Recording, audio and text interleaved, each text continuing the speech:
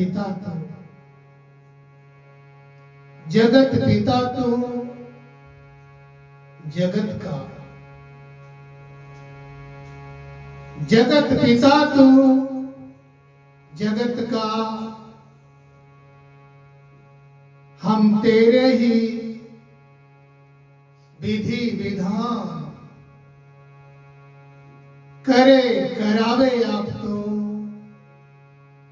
करे करावे आप तो, समझे ना नर नादान, समझे ना नर नादान। प्रेम से बोले जय बोले।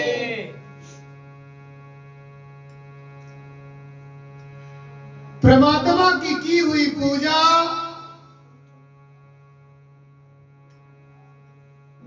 कभी बेकार नहीं जाती है। परमात्मा से किया हुआ प्रार्थना कभी निष्फल नहीं होता है। उसमें आपको पूर्ण विश्वास करना चाहिए। जैसे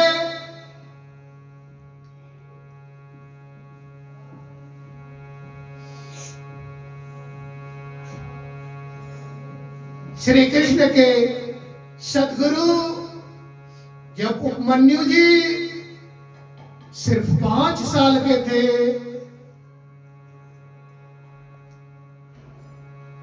और उनके घर गरीबी के कारण दूध दही घी मक्खन नहीं होता था। एक दिन वो अपने मामा के घर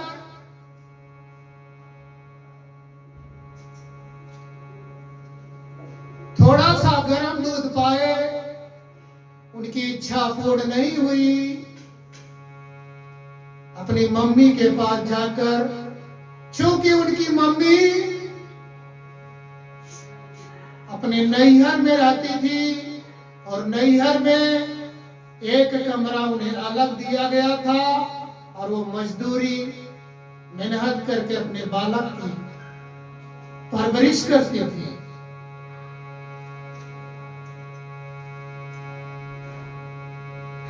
जब उन्हें वो दूध से तृप्ति नहीं हुआ, दौड़े दौड़े अपनी मम्मी के पास आए और बोले, मम्मी मुझे थोड़ा गरम गरम दूध दो ना, मैं पीऊंगा। मम्मी अपने बेटे का आवाज सुनकर बहुत विभोर हो गई, चिंता से व्याकुल होकर सोचने लगी, मैं कहां से अपने बेटे को दूध लाऊं और पिलाऊं।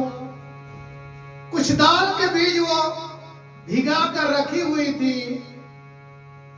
शाम के वक्त उसी दाल के बीज को उन्होंने सिलबट्टे से पीसकर अपने बेटे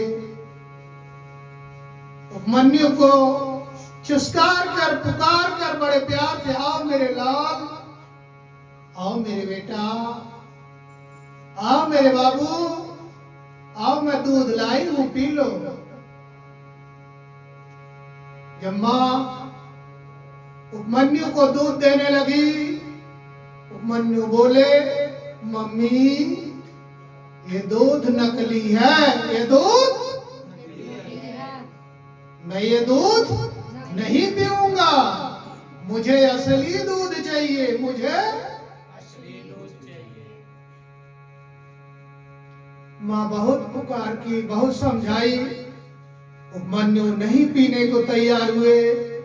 मां फिर बताने लगी, बेटा जिसके दरवाजे से भगवान भोलेनाथ नाराज हो जाते हैं, उसके घर से दूध दही घी मक्खन सब गायब हो जाते हैं, सब गायब हो जाते हैं।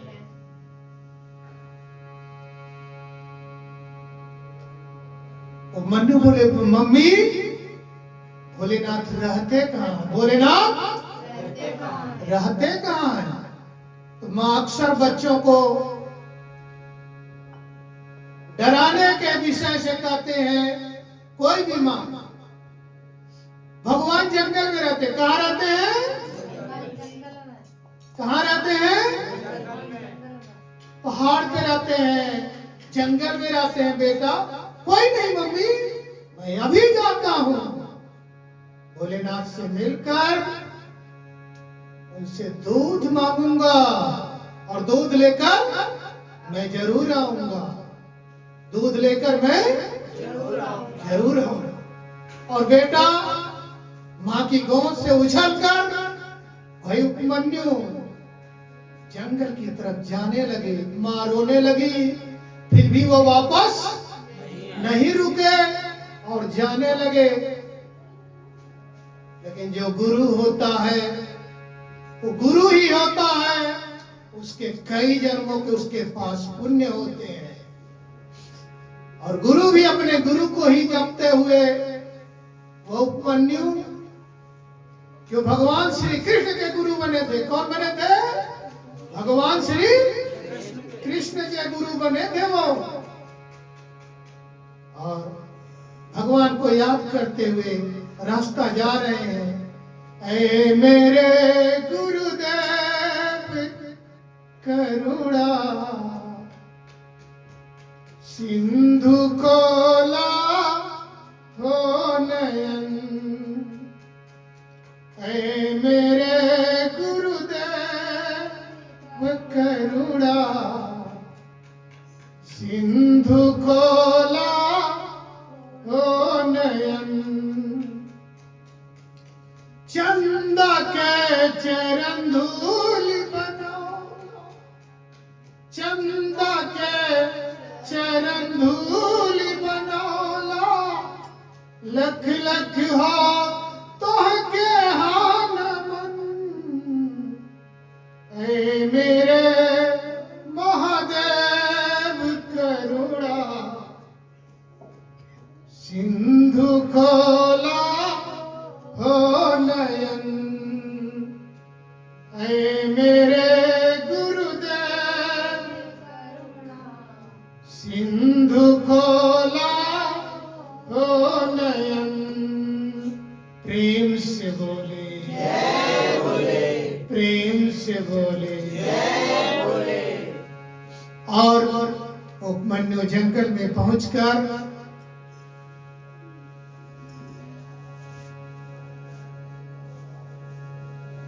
नौ ईंट लाकर सुंदर सा छोटा सा मंदिर बनाए और गोदावरी के अंदर जाकर मिट्टी का शिवलिंग बनाए और पूजा आरंभ कर दी। देखिए भगवान पर विश्वास सबसे बड़ी शक्ति है। क्या है? विश्वास करना पड़ेगा। यहाँ तो झूठ पे विश्वास सबकी है। कहाँ पर? झूठ पर सबका विश्वास है। भगवान कहाँ मिलेगा? झूठ मत सोचो, भगवान सच है तभी आप बोल रहे हो। नहीं तो किसी के बाप में दम नहीं है, सांस एडवांस कैसे ला ले?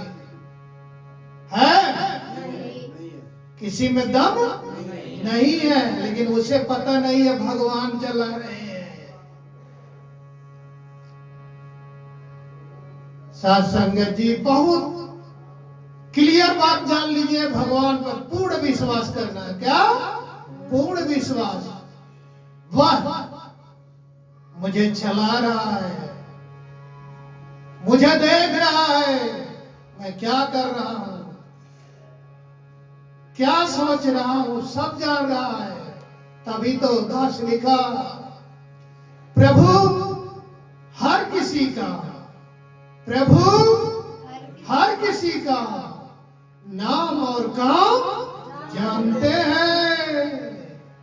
प्रभु हर किसी का नाम और काम, उनसे कोई कुछ भी,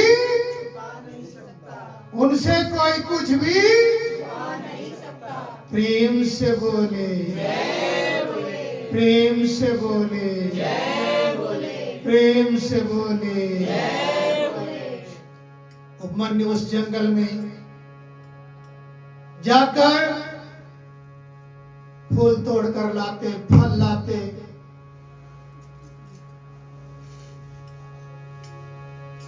और वहां जंगल में कौन है जो खाना उन्हें देगा? कोई देगा?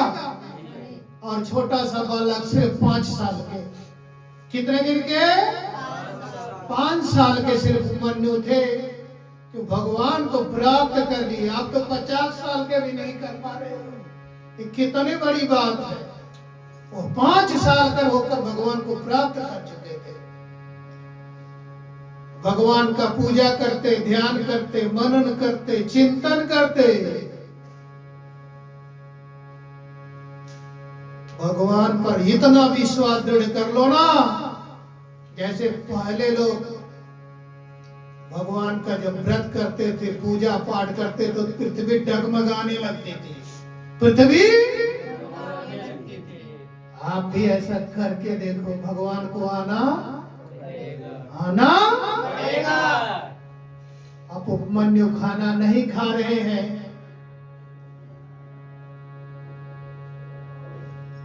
2 दिन हो गया, 4 दिन हो गया, 5 दिन हो गया। सभी देवता मिलकर भोले बाबा के पास जाते हैं, कहते प्रभु वो छोटा सा बालक है, वो खाना नहीं खा रहा है। भोले बाबा कहे तो मैं क्या करूं? तो जाकर उसे उसका वरदान दीजिए और उसे सफल बनाइए। फिर भी बोले कोई बात नहीं, देखूंगा। कुछ बच्चे होते हैं जिद्दी, थोड़ा चेक भी तो करना पड़ता है। भोले बाबा फिर भी बैठ गए। माँ उमा के पास सारे देवता गए। आप जगत की माँ है, माँ दयालु होती है। माँ दयालु होती है। पिता दयालु नहीं होता, लेकिन माँ दयालु होती है। माँ बोली हे प्रभु जाइए, बालक के पास जाइए। तो भोले बाबा इंद्र का रूप धारण करके हाथी पर सवार होकर उपमन्यु के पास पहुंचते हैं।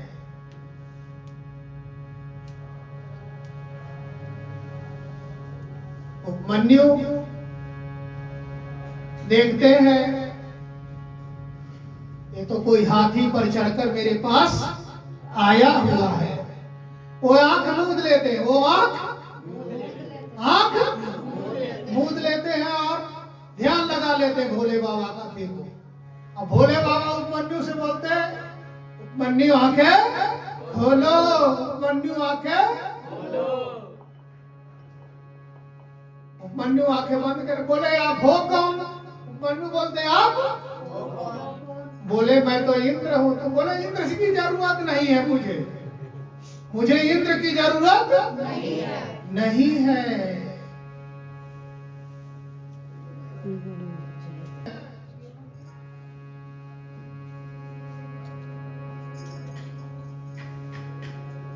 अब भोले बाबा को गुस्सा चढ़ रहा, मैं जगत का मालिक हूं और बोल रहा है कि मुझे इंद्र की जरूरत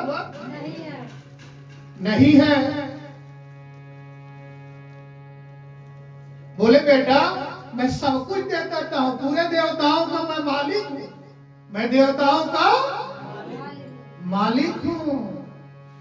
बोले मुझे मालिक से नहीं मतलब है, मुझे तो जिनकी मैं पूजा करता हूं, जिन्हें पुकार रहा हूं, उनसे मतलब है, उन्हें उनसे।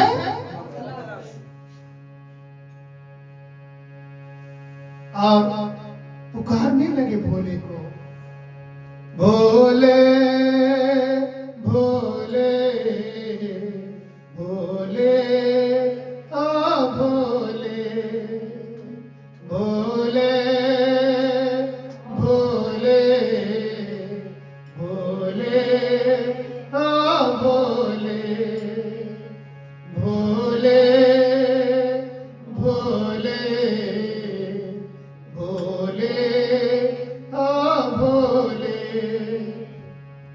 भोले बाबा को थोड़ा गुस्सा आता है, बोलते मैं सामने खड़ा हूं, आंख खोल नहीं रहा लड़का, बहुत जिद्दी बालक है।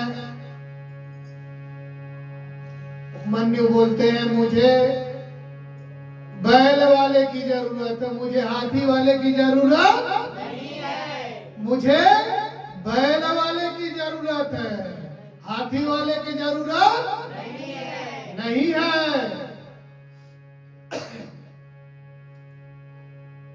उपमन्यु बोलते हैं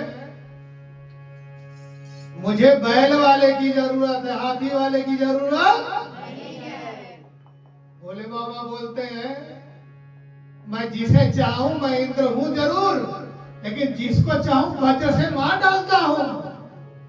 तो बोले आपको पता नहीं है, मैं भी ब्राह्मण का बेटा हूं, मैं अपने ब्रह्म ज्ञान से आपको भस्म कर दूंगा। आपको भस्म कर दूंगा। आप चले जाओ, आप इंद्र बन के यहां मत घूमो, मुझे तो मरना ही है। आप मुझे मारने के लिए आए हो तो मुझे तो मरना ही है। मुझे तो प्रेम से बोले, प्रेम से बोले, प्रेम से बोले। लेकिन मैं आपको भी मार डालूंगा, आपको भी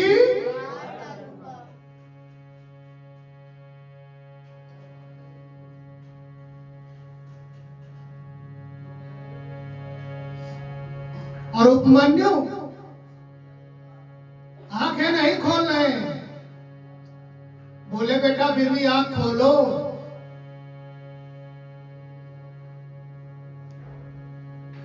उपमन्यु जब आंख खोलते हैं तो भोले बाबा और मां पार्वती के साथ वहीं पर विराजमान होकर दर्शन देते हैं।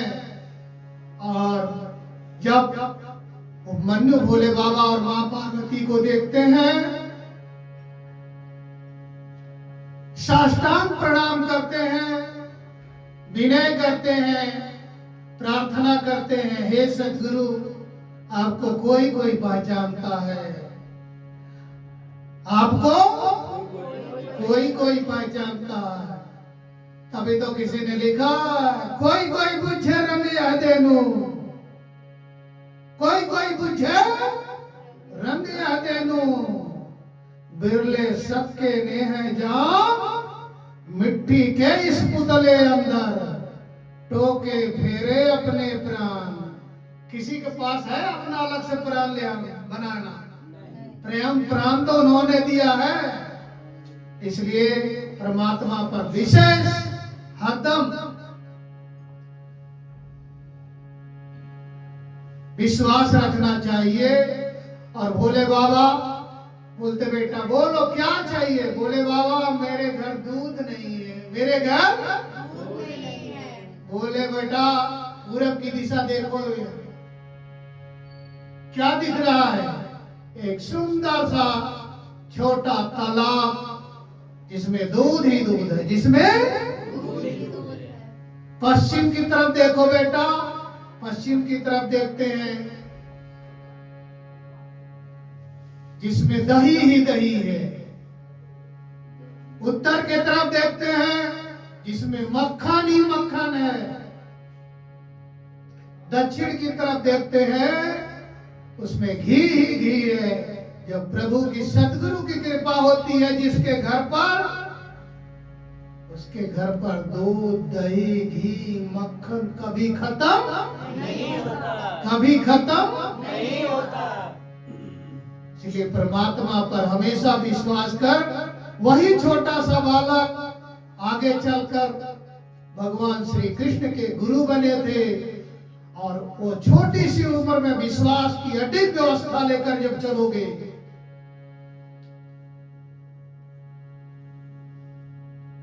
निश्चय का पक्का रखना चाहिए। क्या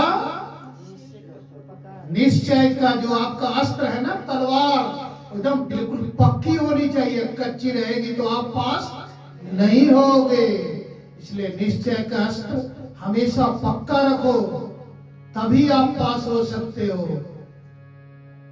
और उपमन्यु को भोले बाबा आशीर्वाद देकर, दूध दही घी मक्खन देकर वही अंतर ध्यान हो जाते हैं। और उपमन्यु वह आशीर्वाद दूध दही घी मक्खन लेकर अपनी माँ की तरफ चल देते हैं और माँ को याद करते हुए अपने घर आते हैं। माँ बड़े प्यार से गोदी में उठाती है, प्यार करती है, पुचकारती है और बड़े प्यार से जीवन करता है। और आगे वही चलकर भगवान श्री कृष्ण के गुरु बनते हैं। प्यार से बोलना, प्रेम से बोले, प्रेम से बोले। सतगुरु सरकार की, सतगुरु सरकार की, सतगुरु सरकार।